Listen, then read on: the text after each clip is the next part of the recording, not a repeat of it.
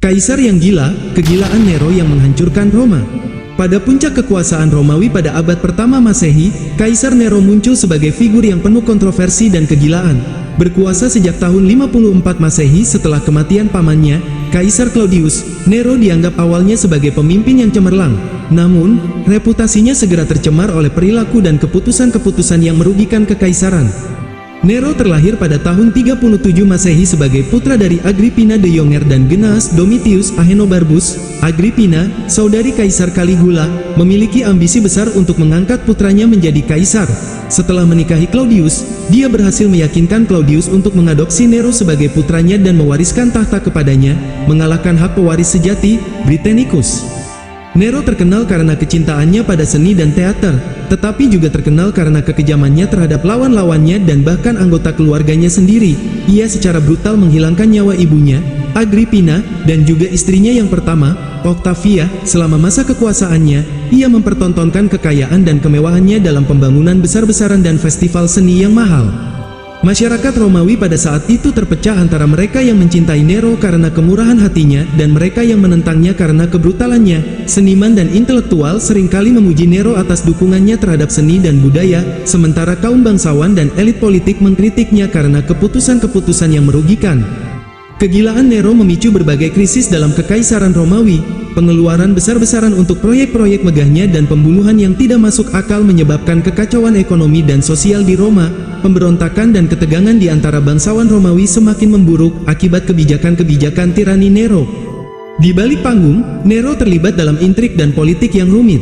Ia mencoba menyingkirkan saingan-saingannya, termasuk senat dan bangsawan yang tidak setuju dengan kebijakannya. Pendekatan kekuasaannya yang otoriter menyebabkan kebencian yang mendalam di kalangan elit politik Romawi.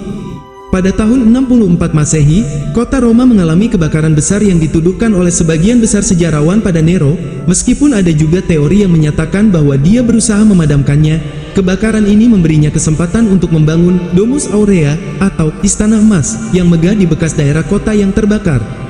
Kekacauan dalam kekaisaran Romawi semakin memburuk dengan pengaruh Nero yang semakin otoriter dan keputusan-keputusannya yang semakin tidak masuk akal. Bangsawan dan masyarakat Romawi merasa tertekan oleh pemerintahan tirani yang merusak fondasi kekaisaran yang pernah stabil. Peninggalan sejarah yang paling mencolok dari masa Nero adalah Domus Aurea, istana megah yang menjadi simbol kemewahan dan keputusan yang ekstravagan pada masa pemerintahannya. Ruang-ruang dengan dinding yang dilapisi marmer dan lukisan dinding yang indah memberikan gambaran kehidupan mewah pada masa Nero.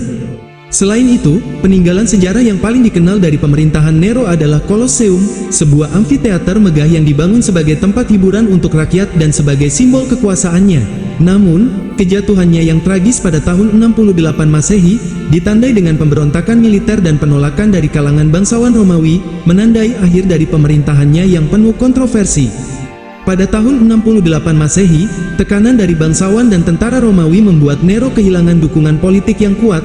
Ia akhirnya dijatuhkan oleh pemberontakan militer dan dinyatakan sebagai musuh publik, yang menyebabkan kejatuhannya yang tragis dengan bunuh diri pada usia 30 tahun. Kisah Kaisar Nero adalah cerminan dari bagaimana kekuasaan absolut dapat merusak bahkan yang paling brilian dari pemimpin. Kegilaannya tidak hanya menghancurkan hidupnya sendiri, tetapi juga menyebabkan keruntuhan yang signifikan dalam sejarah kekaisaran Romawi yang dahulu begitu megah.